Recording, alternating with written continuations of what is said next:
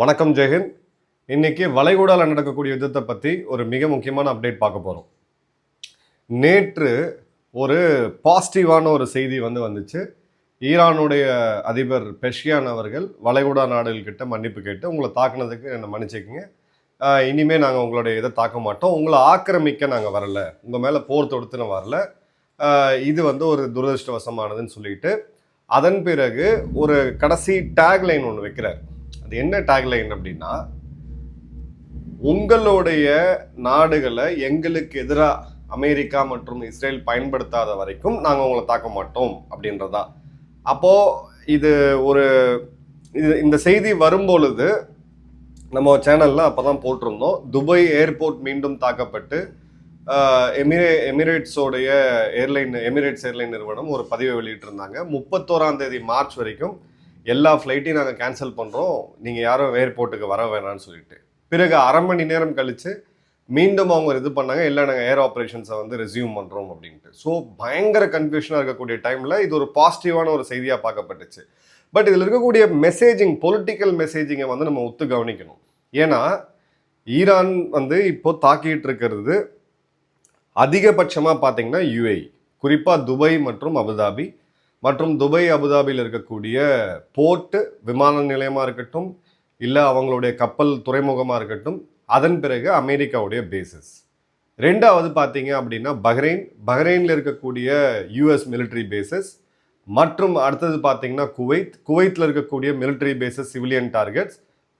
அதன் பிறகு சவுதியில் குறிப்பாக ரியாதில் இருக்கக்கூடிய அமெரிக்க தூதரங்கள் எல்லாமே. ஸோ இந்த ஆர்டரில் பார்க்கும் பொழுது ஒமான் ஓரளவுக்கு ஃப்ரீயாக இருக்குது, ஜோர்டன் பெரிய அளவுக்கு தாக்கப்படலை, ஈஜிப்ட் டோட்டலாகவே ஒரு இதில் இருக்கக்கூடியதை நம்ம பார்க்குறோம். ஸோ இந்த இடத்துல உங்ககிட்ட நான் மன்னிப்பு கேட்குறேன் அப்படின்னு சொல்லும் பொழுது இது பெஷ்கியானோடைய அரசியல் கூர்மை என்ன அப்படின்னு பார்த்தீங்கன்னா, இப்போ வளைகுடாவில் இவங்களால் பாதிக்கப்பட்டிருக்க மக்களுக்கு இல்லை நம்ம எல்லாம் சகோதரர்கள், இந்த மாதிரி தாக்குனதுக்கு மன்னிச்சுக்கங்க, எங்களுக்கு வேறு வழி தெரியாமல் தான் அப்படி பண்ணணும், நீங்கள் உங்களுடைய நாட்டை அமெரிக்க துருப்புகளுக்கு ஆப்ரேட் பண்ண கொடுக்காதீங்க, எங்களுக்கு எதிராக கொடுக்காத வரைக்கும் நாங்கள் தாக்க மாட்டோம் அப்படின்ற போது இவங்க கொடுத்து தான் ஆகணும்.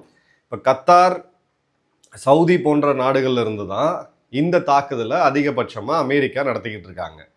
இஸ்ரேல் தன்னுடைய பங்குக்கு இஸ்ரேல் மற்றும் சிரியாவில் இருக்கக்கூடிய அவங்க பேசிஸை வச்சு தாக்கிட்டு இருக்காங்க. இப்போ இந்த இடத்துல போர் முடிவுக்கு வந்துருமா அப்படின்னா கிடையாது.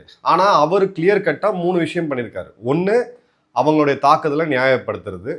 ரெண்டாவது, வளைகுடா நாடுகளுடைய மக்களுக்கு ஒரு மெசேஜ், சகோதரர்கள் நம்ம, ஆனாலும் ஒரு அன்ஃபார்ச்சுனேட்டான ஒரு சுச்சுவேஷன், உங்கள் அரசாங்கங்களை நீங்கள் ப்ரெஷரைஸ் பண்ணுங்கன்றது. மூணாவது, கல்ஃப் நாடுகளோட அரசாங்கங்களை நேரடியாக ப்ரெஷரைஸ் பண்ணுறது. ஒரு சாம்பிள் காமிச்சிட்டேன்ப்பா, 8 நாள் நான் தாக்குதல் நடத்தினா உங்கள் நிலைமை என்ன ஆகும் அப்படின்றத காமிச்சிட்டேன், இதுக்கு மேலே வேணுமா வேணாமான்றதை நீங்கள் முடிவு பண்ணிக்கோங்க. இதுதான் அது உள்ள இருக்கக்கூடிய பொலிட்டிக்கல் மெசேஜ்.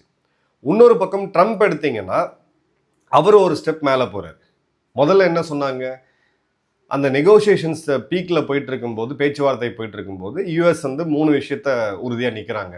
முதல்ல, அணு ஆயுதத்தை நீங்கள் கையில் எடுக்கக்கூடாது, அணு ஆயுதத்துக்கு தேவைப்படக்கூடிய அந்த யுரேனியத்தை செறிவூட்டக்கூடாது, அதை ட்ராப் பண்ணுங்கள். ரெண்டாவது, உங்களுடைய மிசைல் ப்ரோக்ராம், பேலஸ்டிக் மிசைல் ப்ரோக்ராமை நிறுத்துங்க. மூணாவது, அங்கே இருக்கக்கூடிய அடக்குமுறை, ஒரு 15,000 பேருக்கு மேலே கொல்லப்பட்டிருக்காங்க அயத்துல்லா அலி கமேனி அவர்களுடைய அந்த உத்தரவின் பேரில். இப்போது ஈரான் மக்களே, குறிப்பாக ஈரான் பெண்கள் இந்தியர்களை ஆன்லைனில் தாக்கி ஒரு ட்ரால் பண்ணி போட்டிருக்காங்க, நாங்கள் சந்தோஷமாக இருக்கிறோம், நீங்கள் இதுக்கு போய் போராட்டம்லாம் பண்ணிட்டு இருக்கீங்கன்ட்டு. ஏன்னா அந்த அளவுக்கு அந்த 15,000 மக்கள் கொல்லப்பட்டது, ப்ளஸ் இதுக்கு முன்னாடி 2028 ஹிஜாப் சரியாக அணியாத ஒரு பெண்மணியை அவங்க கைது செய்து அந்த பெண் கொல்லப்பட்ட போது அங்கே பெண்களுடைய புரட்சி பெரும் அளவுக்கு வெடிச்சது. ஸோ டொமஸ்டிக் சென்டிமெண்ட் ஒரு இதில் பார்த்தீங்கன்னா 60% கமேனி அவர்களுக்கு ஆதரவாகவும், ஒரு 40% மக்கள் எதிராகவும் நிற்கக்கூடிய ஒரு சூழ்நிலை நம்ம பார்க்குறோம். இந்த இடத்துல தான் அமெரிக்காவோட இந்த 3 டிமாண்டு.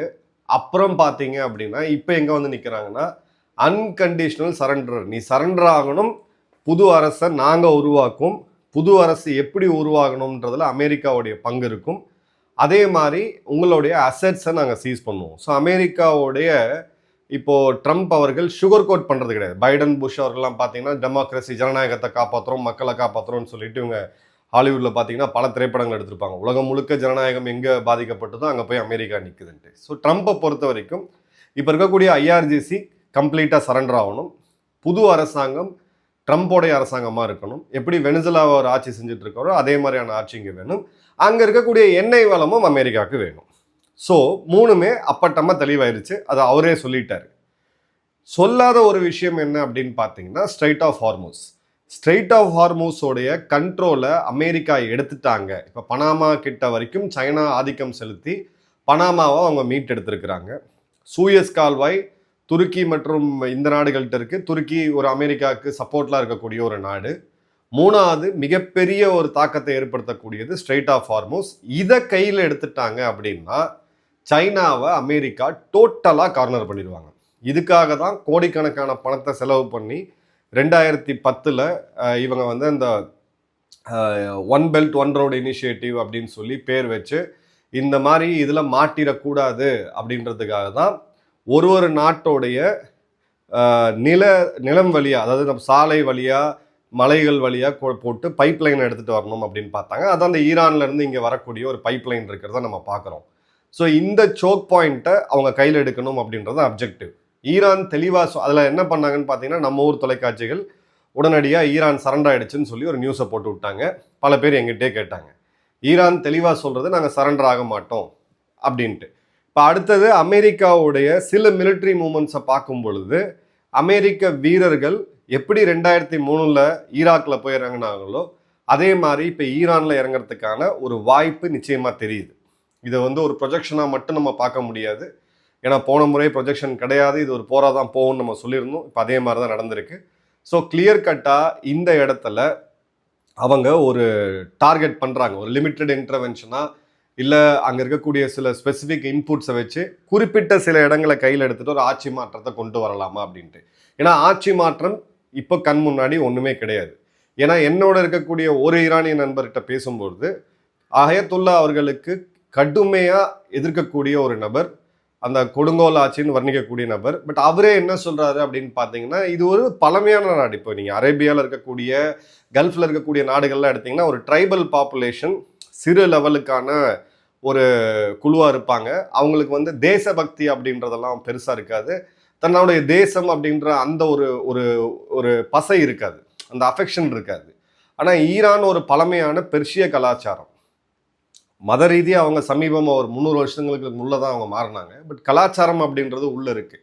ஸோ இப்போ இந்த அமெரிக்கா பண்ண தாக்குதல், குறிப்பாக அவங்களுடைய நகரங்கள் மீது பண்ண தாக்குதல் அந்த மக்களை மீண்டும் ஒரு பெரிய ஒரு தேசிய சிந்தனையில் ஒன்றிணைச்சிருக்குது அப்படின்றதான் இப்போ இருக்கக்கூடிய ஃபேக்ட். ஸோ அமெரிக்கா நினச்ச ரெஜிம் சேஞ்ச் நடக்கலை. பேலஸ்டிக் ரக ஏவுகணைகளுடைய பேசஸை கணிசமான அளவுக்கு அதை கண்டிப்பாக அவங்க பண்ணியிருக்காங்க, அழிச்சிருக்காங்க. அதனால தான் இப்போ பேலஸ்டிக் ரக ஏவுகணைகளுடைய தாக்குதல் அப்படின்றது கம்மியாகுது. பட் ஷஹீத் 138 ட்ரோன் அதோடைய ப்ரொடக்ஷன், அதோடைய தாக்குதலை இவங்களால் இப்போ சமாளிக்கவே முடியல அப்படின்றது தான் ஃபேக்ட். இன்னொரு பக்கம் இஸ்ரேல் அவங்களுடைய மிலிட்ரி டார்கெட்ஸை ரொம்ப தெளிவாக எடுத்துக்கிட்டு இருக்காங்க. அது ஈரானாக இருக்கட்டும் இல்லை லெபனானாக இருக்கட்டும், ஹிஸ்புல்லாவையும் முடிச்சு கட்டுறதுக்கான இதில் அவங்க போகிறாங்க. ஹவுத்திகள் இதுலேருந்து விலகி நின்றுட்டாங்க அப்படின்றத பார்க்குறோம். இப்போ இந்த இடத்துல தான் இந்த போர் முடியாதுன்றதுக்கான கிளியர் இண்டிகேஷன் வந்திருக்குது. 4 to 5 வாரம் நிச்சயமாக இந்த போர் அப்படின்றது போகும். இடையில் இந்த நாடுகள் ஏதாவது ஒரு பெரிய ஒரு ப்ரெஷரை அமெரிக்கா கொடுத்து இல்லை ட்ரம்ப்பே மனம் மாறி இந்த குளோபல் ஸ்டேட்ஸ்ன்னு சொல்லக்கூடியவங்கெல்லாம் ஒரு அக்ரிமெண்ட்டுக்கு வந்தாங்கன்னா அப்போ வேணால் ஒரு வாய்ப்பு அப்படின்றது இருக்குது. ஸோ இந்த போர் தொடர போகுது. கச்சா எண்ணெய் விலை கிட்டத்தட்ட $92 பெர் பேரல் அப்படின்ற வந்திருக்கிறத பார்க்குறோம். இப்போ இந்தியாவுக்கு இதில் பல சவால்கள் இருக்குது. எல்பிஜி விலை ஏற்கனவே ஒரு 60 ரூபா ஏறி இருக்கிறத நம்ம பார்க்குறோம். கமர்ஷியல் கேஸில் ஒரு 115 ரூபா ஏறி இருக்குது. ஏன்னா எல்பிஜி தட்டுப்பாடு அப்படின்றது இருக்குது. இப்போது இந்தியாவுக்கு இருக்கக்கூடிய பெரிய பிரச்சனை அப்படின்றது நம்மளுடைய ஆயில் ரிசர்வ், ஆயில் சப்ளையை தொடர்ந்து அங்கே பண்ணணும். ஸோ ரஷ்யா கிட்ட இருந்து இருக்கக்கூடிய ஆயிலை நம்ம இன்னும் அதிகப்படுத்திட்டு இருக்கோம், ஏற்கனவே வாங்கினதில்ல. குறிப்பாக இந்தியாவுடைய டிப்ளமேசி எங்கே ஜெயிச்சிருக்கு அப்படின்னு பார்த்தீங்கன்னா நம்மளுடைய 2 கார்கோ ஷிப்ஸ், இந்தியாவுடைய கார்கோ ஷிப்ஸு புஷ்பக் மற்றும் பரிமல், இது ரெண்டும் ஸ்ட்ரெயிட் ஆஃப் ஹார்மூஸை தாண்டி இப்போ மார்ச் 2க்கு பிறகு இது ஸ்ட்ரெயிட் ஆஃப் ஹார்மூஸ் க்ளோஸ் பண்ணுறாங்க ஈரான். அதன் பிறகு நம்மளுடைய 2 கப்பல்கள் கச்சா எண்ணெய் எடுத்துக்கிட்டு புஷ்பக் மற்றும் பரிமல் ஸ்ட்ரெயிட் ஆஃப் ஹார்மூஸை தாண்டி வந்திருக்கு. ஸோ இந்தியாவுடைய கப்பல்கள் இப்போது ஸ்ட்ரெயிட் ஆஃப் ஹார்மூஸில் ஈரான் எந்த விதமான தாக்குதலும் பண்ணாமல் அனுமதிக்கிறாங்க அப்படின்றத பார்க்குறோம். அதே மாதிரி சைனாவுடைய போர்க்கப்பல்கள் இங்கே அவங்க 2 நாடுகளும் நட்பு நாடுகளாக இருக்கிறதுனால இதாக இருக்குது. மிச்சம் எந்த நாட்டுடைய போர்க்கப்பல் போனாலும் அவங்க அன்மேன் சீ ட்ரோன்ஸை வச்சு தாக்குறாங்க அப்படின்றதையும் நம்ம பார்க்குறோம். ஸோ கிளியர் கட்டாக நமக்கு வந்து ஒரு பெரிய ஒரு அட்வான்டேஜ் இருக்குது. இது எப்போ நடக்குது அப்படின்னு பார்த்தீங்கன்னா, ஈரானுடைய டெபுட்டி ஃபாரின் மினிஸ்டரும் நம்மளுடைய வெளியுறவுத்துறை அமைச்சர் ஜெய்சங்கர் அவர்களும் பேசின பிறகு 37 இந்திய கப்பல்கள் கிட்டத்தட்ட 1150 இந்தியாவுடைய கப்பல் மாலுமிகள் அங்கே மாட்டிக்கிட்டு இருக்காங்கன்ற போது ஒன்று ஒன்றா இப்போ வெளியில் எடுக்கக்கூடியதை நம்ம பார்க்குறோம். ஸோ இந்த இடத்துல பார்த்தீங்க அப்படின்னா IRIS 11 கொச்சியில் நம்ம எப்படி மனிதமான அடிப்படையில் அமெரிக்காவுக்கு எதிரான ஒரு ஸ்டாண்ட் எடுத்து அந்த கப்பலை நம்ம காப்பாற்றணுமோ, ஈரான் பதிலுக்கு இப்போ அதை ஸ்ட்ரெயிட் ஆஃப் ஹார்மூஸில் செய்கிறாங்க. இது ஒரு பொன்னான வாய்ப்பு, ஒரு கோல்டன் ஆப்பர்ச்சுனிட்டி. இந்த இடத்துல நம்ம ஜெயிச்சோம் அப்படின்னா நம்ம ஃபாரின் பாலிசியோடைய மிகப்பெரிய வெற்றியாக நான் அதை பார்க்குறேன். ஏன்னா கம்ப்ளீட்டாக சோக்காய் நிற்கும் போது போன இப்போ முன்னாடி நடந்த அந்த 12 நாள் யுத்தத்தில் ஈரான் சபஹார் துறைமுகத்தை தாக்குறாங்க, இஸ்ரேல் சபஹார் துறைமுகத்தை தாக்குறாங்க, ஈரான் இவங்களோட ஹைஃபா துறைமுகத்தை தாக்குறாங்க. ரெண்டுத்துலேயுமே இந்தியாவுடைய போர்ட் ஆப்ரேஷன்ஸ் இருக்குது. ஆனால் அது 2 மட்டும் தாக்கப்படலை. இந்தியர்கள் மாணவர்களை நம்ம அந்த டைமில் வெளியில் எடுக்கிறோம். 2 நாடுகளுமே போர் நிறுத்தத்துக்கு ஒத்துக்கிட்டாங்க. அது இஸ்ரேலும் ஈரானும் எதிர்த்துருவங்களாக இருந்து. ஸோ அந்த வகையில் நமக்கு இது ஒரு டிப்ளமேட்டிக் வின். ஸோ நம்ம இப்போ இருக்கக்கூடிய அந்த கஷ்டமான சூழ்நிலையை கடந்து வரதுக்கான எல்லா இதையும் நம்ம பண்ணியிருக்கோம். இன்னொரு அப்டேட்டில் டீட்டெயிலாக இன்னொரு அனாலிசிஸோட பார்ப்போம். ஏன்னா அது வந்து பதபதைக்க வைக்கக்கூடிய ஒரு அப்டேட். Stay tune. நம்மளுடைய வாட்ஸ்அப் மற்றும் டெலிகிராம் சேனலில் தொடர்ந்து பாருங்கள் அப்டேட்ஸ்க்காக. ஏஐ வீடியோஸ் நிறையா இப்போ உலகிட்டு இருக்கு. பொய் செய்திகளை நம்ப வேண்டாம், பொய் செய்திகளை நம்ம பரப்பவும் வேண்டாம். இந்த இடத்துல உலகம் அமைதியாக இருக்கிறதுக்கு நம்ம பிரார்த்தனைகள் செய்வோம். நன்றி, வணக்கம், ஜெய்ஹிந்த்.